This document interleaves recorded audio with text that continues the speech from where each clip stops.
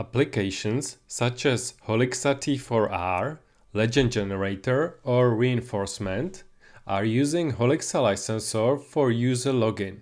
In this video, I will show you how to activate applications using this licensor. After purchasing the application, you have received two emails. One informing you about the creation of your Holixa account. This email includes the password. You will be using your email as a login name. The second email informs you of a license that has been assigned to you. In this example, you can see that I got one Legend Generator license. After the application has been installed, which is not demonstrated in this video, I fire up Revit. During the startup, a Holixa license dialog pops up. Here, I choose Web License and type in my account name and password.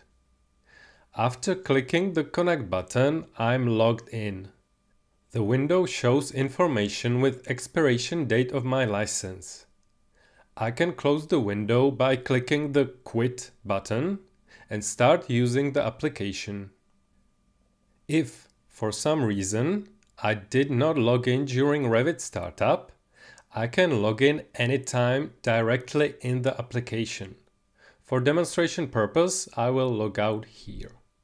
When I'm logged out, I can invoke the Holixa licensing window easily by clicking any of the application's buttons.